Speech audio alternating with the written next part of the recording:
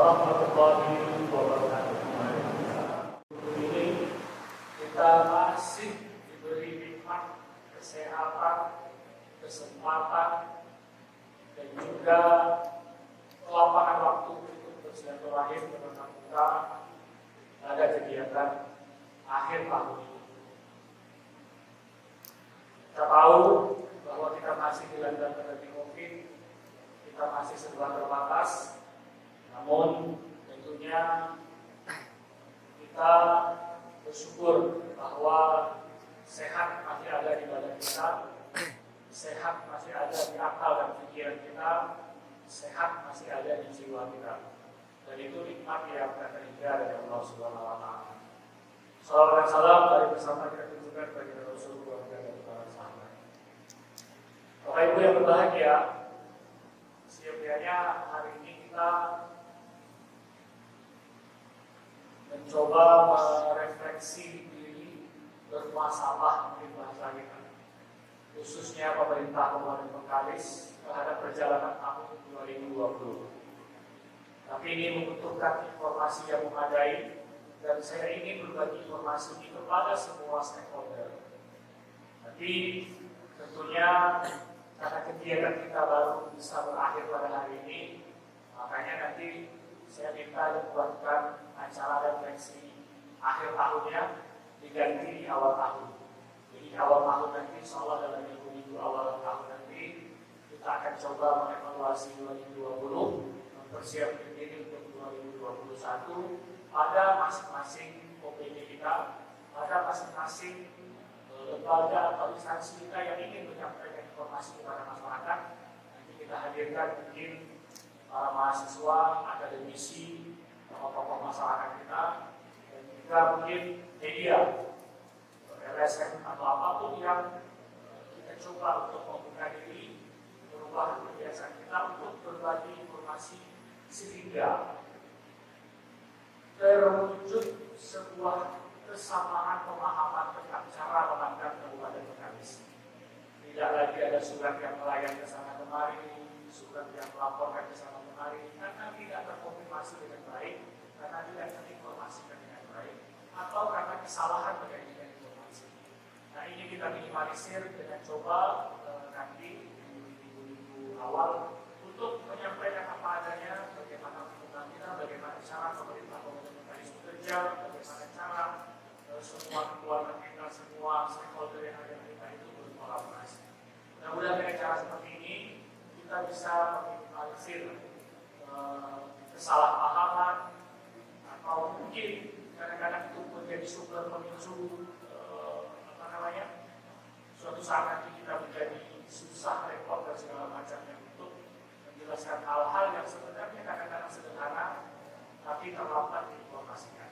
Dan mudah-mudahan setidak-tidaknya nanti di awal tahun kita akan persiapkan ini dengan baik dan kita buat satu kegiatan untuk merefleksikan perjalanan kita 2020 dan mempersiapkan 2021. Karena memang 2021 nanti menjadi sangat penting. Kita insya Allah sudah mendapatkan bupati dan wakil-bupati yang baru. Mari kita antarkan jembatan kepada mereka untuk kemudahan-kemudahan dalam kepemimpinan berikutnya. Bapak Ibu sekalian yang saya hormati, saya banggakan, sedikit kita ingin mengulas bagaimana tentunya sebagai manusia, kalau kita simak tadi ayat Al-Quran yang dibacakan oleh bapak kita tadi, bahwa sesungguhnya penciptaan langit, bumi dan alam semesta, pergantian siang dan malam terkandung makna, terkandung pelajaran bagi orang-orang yang mau berpikir, bagi orang-orang yang mau belajar, bagi orang-orang yang mau mencermati. Nah, sekarang 2020 sudah kita jalani, ada suka, ada duka, ada di antara kita mungkin yang menganggap 2020 tahun yang tidak menguntungkan, tahun yang menyedihkan, tahun yang membuat duka dan nestapa. Tapi ada sebagian dari kita juga yang menganggap tahun 2020 adalah tahun di mana selalu mendapatkan kebaikan. Tahun 2020 tahun yang tak diduga-duga, tahun surprise, yang tak diminta dapat, yang tak diinginkan datang, melimpah ruah. Oleh karena itu, ternyata sebenarnya disampaikan tadi, selalu ada pergantian, selalu ada pasangan, selalu ada keseimbangan. Dinukilkan tadi ada siang, ada malam, ada untung, ada rugi, ada susah, ada senang, ada sehat, ada sakit, ada hidup, ada mati. Nah, oleh karena itu, dalam diri kita tentunya kita juga ingin merefleksikan bagaimana cara berpikir kita, bagaimana cara kita menerima sesuatu yang di luar diri kita, yang terjadi di kehidupan kita, yang kita saksikan, yang kita lihat dalam keseharian kita. Alat penyeimbang diri kita ada namanya hati, ada namanya jiwa, ada namanya akal, pikiran, dan ada yang terakhir namanya budi. Keseimbangan antara jiwa, hati, akal, dan budi. Jadi kalau orang Melayu ini terpentil di dalam syair-syair, dalam pantun-pantun, bagaimana kita menjadikan budaya Melayu itu yang sama dengan tahun baru ini, tahun baru Masehi. Mungkin tidak familiar kita di umat Melayu, umat Islam, bukan di familiar mungkin tahun baru Hijriah karena perhitungannya berdasarkan Islam. Tapi kemudian selama ini kita menerimanya kenapa? Karena itulah ada akal dan budi, bahwa ini kita jadikan momentum untuk menghisap diri, untuk bermuasabah, untuk menjadikan, kalau bahasa kerennya, setiap pergantian tahun selalu ada resolusi, selalu ada niat-niat baru, selalu ada gagasan-gagasan baru, upaya-upaya baru untuk memperbaiki diri kita. Oleh karena itu, keseimbangan dalam diri kita ini tentunya juga kita cerminkan dengan cara bagaimana kita menyikapi sesuatu, bagaimana cara kita bekerja, cara kita menyelesaikan pekerjaan, bagaimana cara kita menerima informasi, bagaimana cara kita mengelola informasi, bagaimana kemudian cara kita menyikapi dengan bijak segala sesuatu.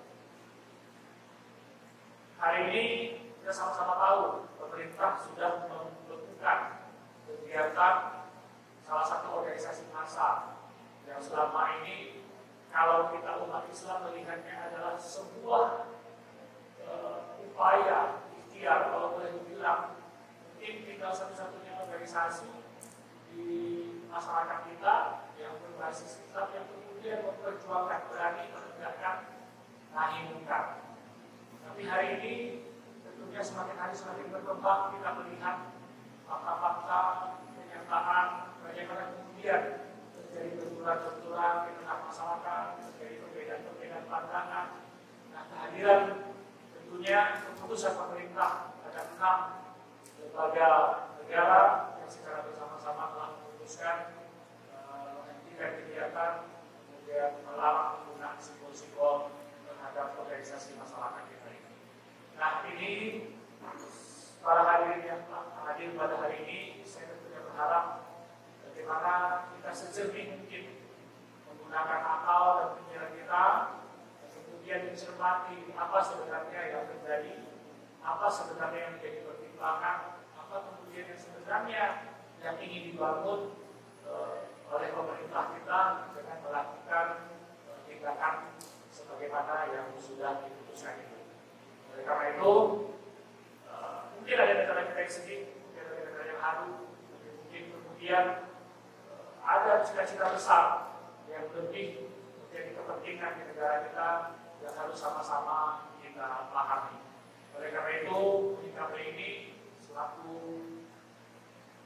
aparatur yang ada di pemerintah Kota Bekasi, saya berharap untuk menyikapi ini dengan bijak, memberikan pemahaman-pemahaman dan pengertian yang kemudian dapat menunjukkan sehingga kita dapat memahami bersama-sama bagaimana kemudian kehidupan kita akan insya Allah lebih baik di masa-masa yang akan datang. Kemudian juga pada kesempatan ini saya atas nama pemerintah Kalis tentunya menyadari bahwa segala ikhtiar dan upaya kita dalam perjalanan tahun 2020 kita lalui tentunya tidak ringan. Kita sama-sama tahu bagaimana tahun 2020 kemarin mungkin dalam konteks penyelenggaraan urusan pemerintahan kita mengalami tahun yang sangat berat bagi pemerintah Kabupaten Bengkalis, di mana tahun 2020 kita mengalami kondisi defisit anggaran yang sangat-sangat besar, sehingga apa yang sudah kita rencanakan dalam APBD tahun 2020 dengan sangat terpaksa harus dikurangi, harus direfocusing dan direlokasi. Di satu sisi lagi kita mengalami musibah yang luar biasa yang secara nasional bahkan secara dunia menyebabkan kita harus merubah haluan, merubah cara, merubah strategi untuk menyelenggarakan usaha pemerintahan ini, di mana kita harus memprioritaskan akibat pandemi COVID adalah penanganan untuk memastikan kesehatan dan keselamatan masyarakat kita. Jadi kita tinggalkan 50% kegiatan fisik yang seharusnya digunakan untuk pembangunan di Kabupaten Bengkalis, kita harus merubahnya menjadi kegiatan yang menjamin kesehatan dan keselamatan masyarakat. Nah, meskipun demikian, kita lakukan ini dengan baik dalam perjalanan dan juga kondisi kita sendiri secara struktur. Kita kemudian kehilangan bupati, wakil bupati, kemudian ditunjuk PLH, dan terakhir ditunjuk PJ Bupati. Nah, alhamdulillah semua ini sudah kita ikhtiarkan, sudah kita lakukan. Semua perjalanan yang kita khawatirkan kemarin tidak sesuai dengan ketentuan atau belum memenuhi kriteria ketentuan yang berlaku. Mudah-mudahan kita mengakhirinya dengan memastikan semua ketentuan aturan dapat terpenuhi sehingga meminimalisir risiko kita melanggar aturan dan ketentuan yang berlaku. Selanjutnya, pada kesempatan ini juga kita selalu berupaya untuk memperbaiki diri, menjadikan Kabupaten Bengkalis lebih baik.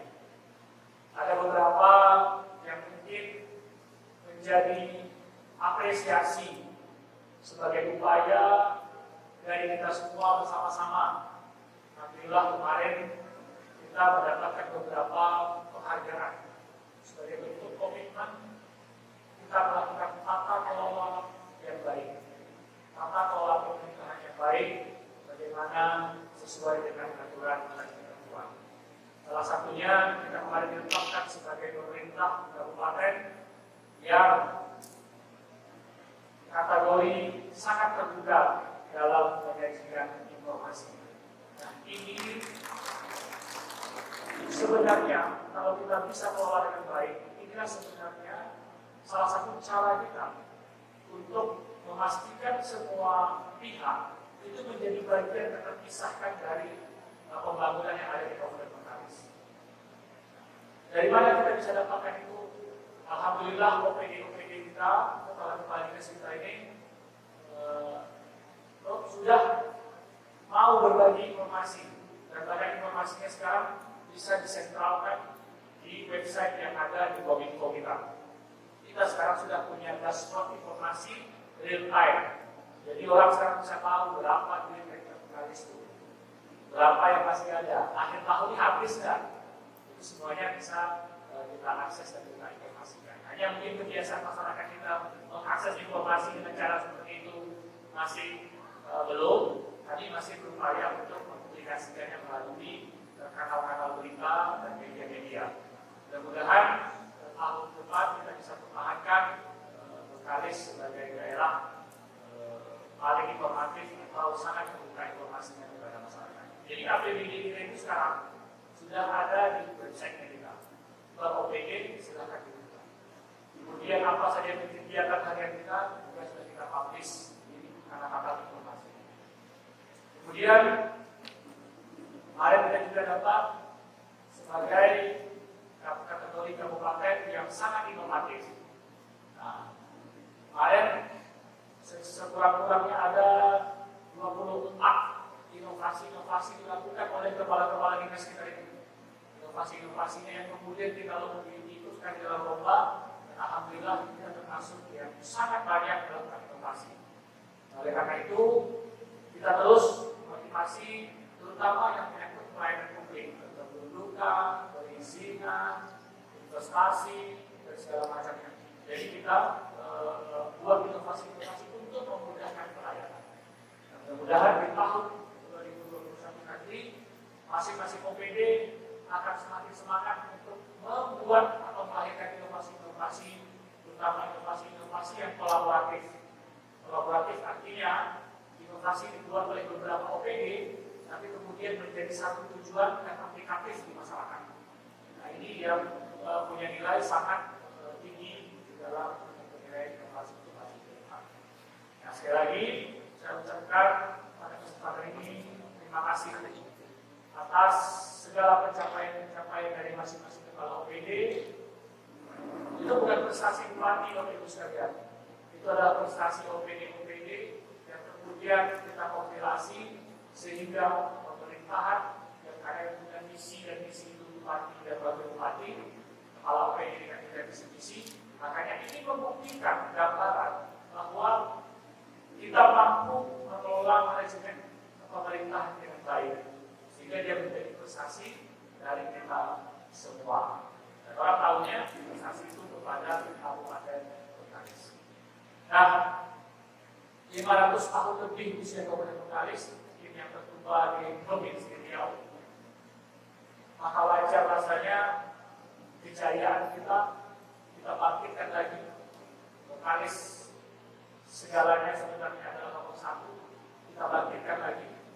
Kita ubah image orang yang mungkin di akhir-akhir ini memandang Bengkalis sebagai kabupaten tua yang rentan, terseok-seok. Kita bangkitkan lagi bahwa kita tua-tua lagi. Semakin tua semakin menjadi. Mudah-mudahan ini menjadi semangat kita di tahun 2021 dan semua prestasi. Nah, kemarin kita MTQ, alhamdulillah anak-anak kita 12 orang menjadi representasi perwakilan itu dari Kabupaten Bengkalis yang mewakili Provinsi Riau.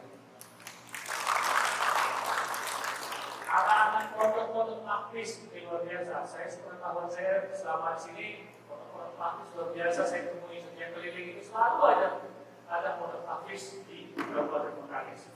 Kalau memang kita bisa mendatangi dengan baik, mungkin ini juga menjadi sebuah kekuatan besar. Bapak Ibu sekalian, kenapa kita harus memberikan perhatian kepada anak-anak yang mau menghafal Al-Quran? Nah, kemarin kita peresmian salah satu pondok tahfiz. Nah, Pak Riau, 50 juta kemarin saya minta dari Yayasan Pak Riau untuk pondok tahfiz Yayasan Ikram Indonesia. Banyak pahala itu. Nah, Bang Riau sudah menuju bank syariah. Bisa tahun 2021 kita jadi bank syariah. Insya Allah tahun 2021 Bang Riau akan menjadi bank syariah penuh. Didukung oleh Bapak Gubernur dan semua pemegang saham. Kas kita dari lapor sudah lebih dari 3 miliar untuk 3 miliar lebih untuk tahun 2021. Dan kita nanti mau berjalan. Pulau zakat kita di Rumpat, insya Allah sudah masuk anggaran 2 miliar untuk mewujudkan pulau zakat. Baldatan Thayyibatan Mubarakatun Ghafur itu mudah-mudahan Bengkalis mulai tahun 2021 dan seterusnya bisa kita wujudkan dengan cara-cara konkret. Kita membangun secara keindonesiaan, kita bentuk jati diri kita Bengkalis dengan dengan masyarakat yang religius itu kalau kesannya selama ini hanya mengaji, hanya tidak religius itu cerdas. Religius itu orang-orang yang ulil albab, orang-orang yang bertafakur, orang-orang yang berpikir. Mari kita jadikan sumber daya manusia kita. Kalau memang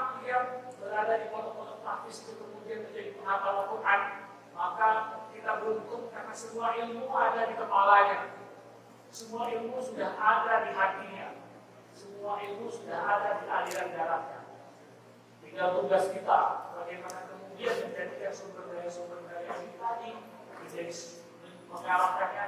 Kalau sudah ada Quran di tubuh ya, maka dia bisa menjadi entrepreneur, dia bisa menjadi pemimpin, dia bisa menjadi apapun, dia bisa menjadi di kepolisian. Bapak Ibu sekalian, di sekolah-sekolah perwira itu sudah banyak hafiz Al-Quran. Di TNI ya, mereka kata itu sudah banyak.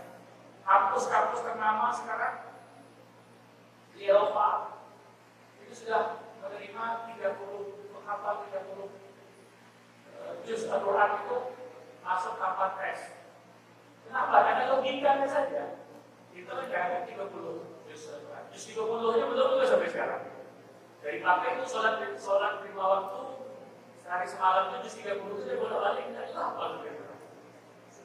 Masya Allah, kita berikan tempat lah untuk anak-anak kita yang habis, untuk orang-orang yang mau kan kita buat tempat tersendiri. Bukan kita istimewa saja.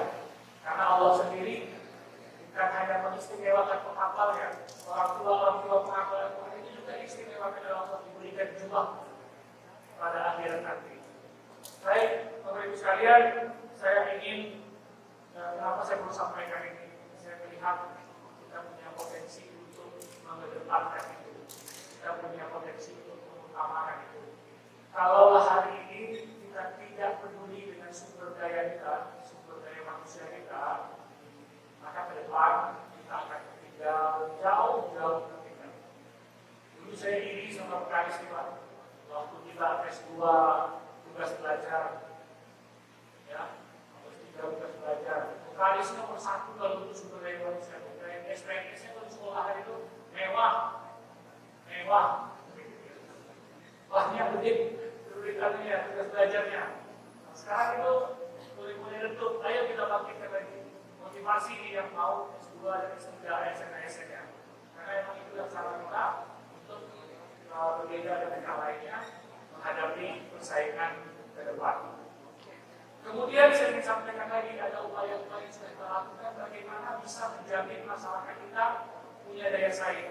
Alhamdulillah kemarin kita sudah bersama Balitbang dan beberapa OPD terkait sudah kecepu Bapak Ibu sekalian. Cepu itu tempat sertifikasi kompetensi pekerja migas.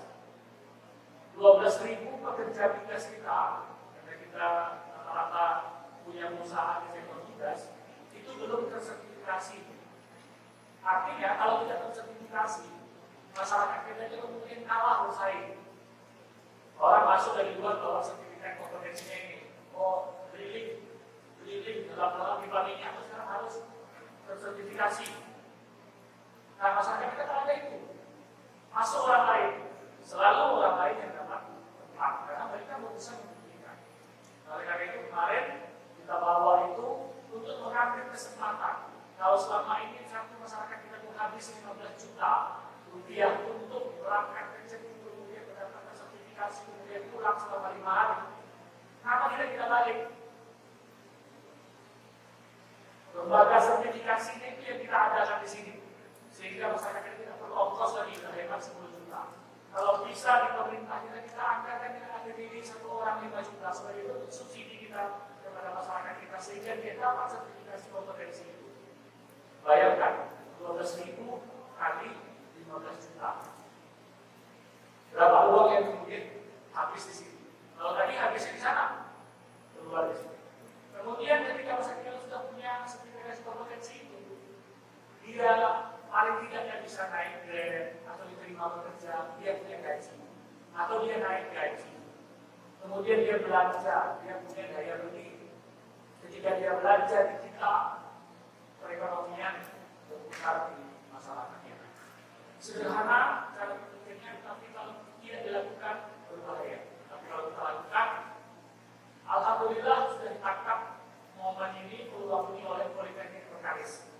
Jadi Politeknik Bengkalis POU, dan kemudian nanti menjadi lembaga sertifikasi kita kerjasamakan dengan K3S seperti Ceptol atau nanti Pertamina untuk Mokan atau Pertamina untuk siap yang sudah berjalan di kita. citra pariwisata, BMK, migas, semuanya sebenarnya sudah dipersiapkan. Makanya kita harus acungkan jempol sudah kepada pendahulu-pendahulu kita. Mereka sebenarnya sudah visioner dari Pak, sudah menyiapkan diri. Segitu rasanya mereka sudah punya cita-cita besar dulu. Kita masa tak bisa menyambungnya?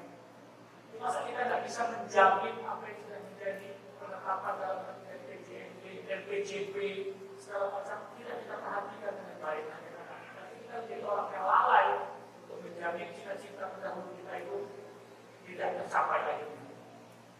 Bayangkan, hari kita sama-sama ini kita sambungkan pemikiran-pemikiran dan gagasan-gagasan dari orang-orang terdahulu sebelum kita yang baik kita pastikan bisa tercapai. Kalau yang tidak relevan, mari sama-sama kita justifikasi bahwa itu menjadi tidak penting hari ini.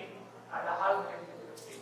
Tapi jangan didiamkan, jangan kemudian tidak tahu wujud akarnya, sehingga tidak nyambung antara yang kita cita-citakan di dokumentasi kita sepakatnya akan mencapai ini, tapi kemudian ketika dilakukan indikator-indikatornya tidak tercapai. Nah, artinya ada kesalahan, ada perbedaan persepsi yang harus kita luruskan. Tambah lagi, kita sudah punya nanti RPJMD baru dengan visi-misi kepala daerah baru. Pastikan Bapak Ibu sekalian bahwa itu nyambung di dalam RPJMD kita. Jadi tak kaca-kaca ya, ini belum selesai, ini lagi, ini belum selesai lagi. Pastikan koridor ini bisa nyambung. Mudah-mudahan ini semua bisa kita siapkan dengan baik di tahun 2021. Terakhir, tentunya banyak kelemahan seperti prestasi-prestasi yang kita capai tadi, banyak kekurangan, banyak kelemahan yang masih kita lakukan. Salah satu kelemahan yang mungkin penilaian saya selalu dalam hati, saya lihat masih kurang kompak, masih kurang kurang mampu membangun sinergi antar OPD. Ini yang saya lihat. Masing-masing OPD kita sudah luar biasa. Para pejabat kita punya kompetensi yang luar biasa, punya kelebihannya masing-masing, punya kemampuan luar biasa, mampu mengelola di OPD masing-masing. Tapi hari ini yang masih lupa adalah prestasi dari masing-masing OPD, kemampuan dari masing-masing OPD tidak hanya digunakan untuk OPD itu. Hasil dari salah satu OPD ternyata itu menjadi juga kebutuhan dari OPD lain. Hasil kolaborasi dua OPD ternyata menjadi informasi yang sangat penting dari OPD ketiga. Nah, oleh karena itu membangun semangat cluster di dalam membangun ini sesuai dengan bidang-bidang pembangunan kita menjadi penting ke depan, berkolaborasi dan bersinergi. Saya sering sampaikan kita berpemerintahan ini ibarat main konser, ada yang pandai tiup trompet, ada yang pandai main drum, ada yang pandai main seruling, main flute, main saxophone, semuanya ahli. Kalau dia pandai saxophone, kita suruh main gendang. Gendang terasa saxophone. Kalau dia punya pandai main trompet, kemudian kita suruh dia main trio tam-tam, itu bunyinya jadi aneh. Sekarang biarkan semua yang memegang alat musik dengan ahlinya itu benar-benar konsen mengelola kemampuannya untuk menyajikan yang terbaik. Tapi ketika kita ingin konser, kita perlu harmoni. Kita perlu paduan yang namanya partitur, paduan bersama. Jadi keahlian tadi kita padu, dan kemudian konduktornya atau dirigent yang pegang satu stick juga memahami kapan si A harus bunyi, kapan si B harus berhenti bunyi, kapan si A, B, C, D, E, F itu harus bunyi bersama. Nah, ini yang menurut saya akan menjadi kekuatan besar yang bertumpuk pada jerami nasi di masa buat kenduri. Kita berkumpul bersilaturahmi sembari bertafakkur mengevaluasi diri. Terima kasih atas segala perhatian. Mohon maaf atas segala kekurangan. Subhanallah wa bihamdik, asyhadu an la ilaha illa anta, astaghfiruka wa atubu ilaik. Wassalamualaikum warahmatullahi wabarakatuh.